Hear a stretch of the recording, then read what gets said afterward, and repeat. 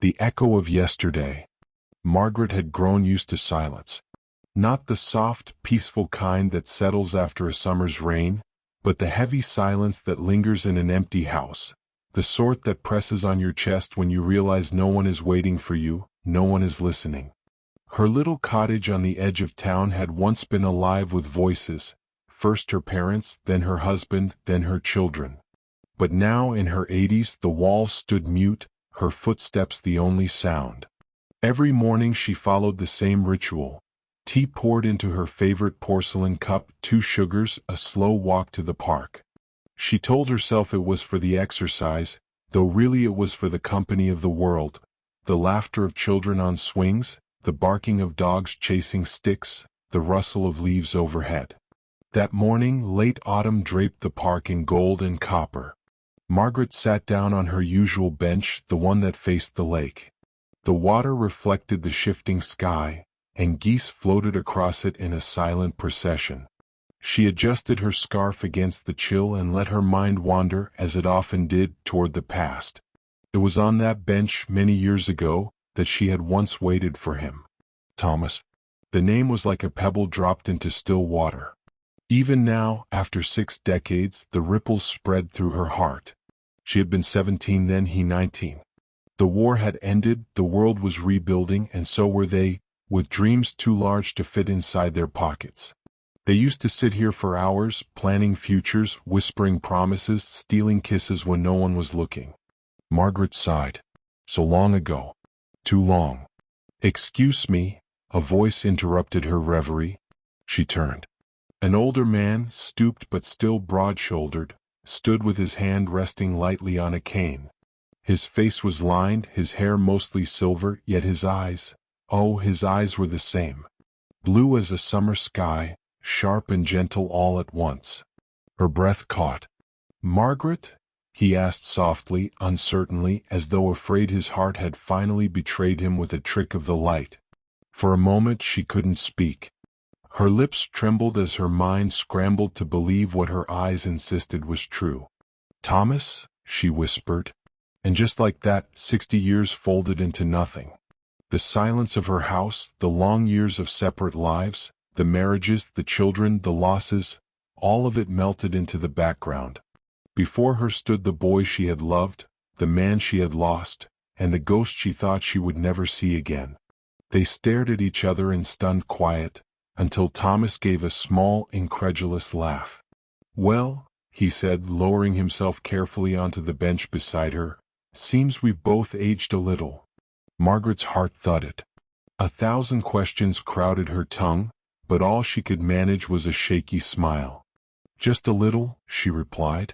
The geese honked across the lake as if bearing witness. For the first time in decades, Margaret did not feel alone on her bench.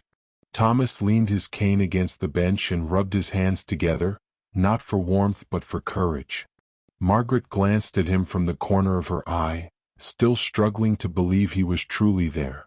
"It has to be 40, no, 50 years, he said at last. "Since I last saw you." 60, Margaret corrected softly. Her voice trembled. "The spring of 1959. You left town." Thomas turned, surprise flickering across his lined face. "You remember the exact year."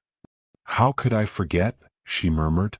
Silence stretched between them, heavy but not uncomfortable, like 2 people relearning the sound of an old language. "I thought," Thomas cleared his throat, "I thought you'd married. Moved away." "I did. Married Robert 2 years later. We had 3 children. He passed 15 years ago." She pressed her hands together tightly as if holding the memory in place. "I'm sorry," he said, and she could hear the sincerity. Margaret looked at him. "And you?" Thomas chuckled ruefully. "Oh, I married too. Eleanor. A good woman. We had 1 boy. She died 5 years back." His voice grew quiet. "Cancer." Margaret reached out without thinking, her hand resting gently on his. "I'm sorry," she whispered. They sat that way for a long moment, hands barely touching, until the geese on the lake stirred and lifted into the sky. Margaret pulled away, flustered, but the warmth lingered. Thomas gave a little smile. Strange, isn't it? After all this time, it feels like nothing's changed. Margaret shook her head. Everything's changed, Thomas. Look at us. Old bones, wrinkled skin. Yes, he said, but the heart remembers what it once held. Her breath caught again. She wanted to ask him so many things, but one question pressed hardest. Why did you leave? Thomas looked out at the lake. His jaw tightened. Because I was afraid. Afraid I wasn't enough for you. Afraid your parents were right, that a boy like me would never give you the life you deserved. Margaret's eyes filled with tears. They didn't know me. I didn't care about money or status. I only cared about you. The words hung between them, like a door suddenly ajar after decades of being sealed shut. The park blurred as Margaret's mind slipped back through time. She could see it, the summer of 1952. She was 17, barefoot in the grass, her dress light as air, and Thomas had been waiting beneath the oak tree, grinning that mischievous grin. They had met at a town dance. He wasn't from her social circle. His father was a mechanic, his mother a seamstress. But when he'd asked her to dance, she hadn't thought twice. They spun until the music ended, and when it did, she knew her heart belonged to him. Days became weeks, weeks became seasons. They met at the lake, at the fairgrounds, on the porch after dark. He carved their initials into the bark of the oak, promising it would outlast them. They whispered of running away together, making their own life, free from the disapproving looks of her family. He smelled of motor oil and soap, and she loved it. She loved him. But the pressure mounted. Her parents wanted her with a banker's son, someone suitable. She resisted, but she was young, and the weight of expectation pressed hard. One day Thomas stopped showing up at their tree. And when she finally went to his house, his mother told her he'd gone, moved away for work, chasing a future. Margaret had cried herself to sleep for months. Back on the bench, Margaret's voice shook. Do you know what it did to me when you left without a word? Thomas's eyes closed. I know. I was a coward. I thought if I stayed, I'd only drag you down. So I left. And then, life carried me away.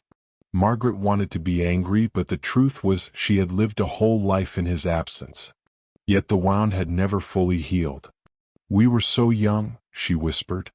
Yes, Thomas agreed, his voice heavy. And so foolish. They began to meet again in the park, first by accident, then by quiet arrangement. Each time their conversations deepened. Thomas spoke of his work in the city, of the nights he lay awake listening to his wife's breathing, wondering if Margaret had found happiness. He showed her a picture of his grown son, a teacher now with children of his own. Margaret shared her stories too. Family dinners, birthdays, her husband's laughter, and later his illness. She told Thomas about the loneliness that crept in after the children moved away. They found comfort in the sharing, a balm for old wounds. One crisp winter morning, Thomas brought her a thermos of coffee. They walked slowly around the lake, arm in arm. Passers-by might have thought they were any old couple long married. Strange, isn't it? Margaret said, smiling faintly. How life circles back. Maybe it's not strange at all, Thomas replied. Maybe it was always meant to. Spring arrived. They spent afternoons feeding ducks, evenings listening to records at Margaret's cottage. Thomas fixed her leaky sink. She baked him apple pie. They laughed again, truly laughed the way they had as teenagers. Margaret felt young in his presence and Thomas felt whole. But with closeness came the harder truths. One night Margaret asked, Do you ever regret it? That we didn't fight harder for each other? Thomas's eyes filled. Every day. Margaret squeezed his hand. Me too. They sat in silence, grief and love mingling, understanding that what was lost could never fully be reclaimed. But what remained was precious nonetheless. They chose to embrace the time left. Companionship, not regret, became their anchor. They no longer dreamed of what could have been. Instead, they cherished what was. Neighbors saw them walking hand in hand, two silver-haired figures leaning into each other against the wind. One summer evening, as the sun sank into the lake, Margaret leaned against Thomas on their bench. "You know," she said softly, "I think love never really dies. It just waits, like an ember, until the wind stirs it again." Thomas kissed her temple. "Then let's keep the fire burning for as long as we can." The geese crossed the sky just as they had on the day they met again. And Margaret, for the first time in many years, felt her heart utterly at peace.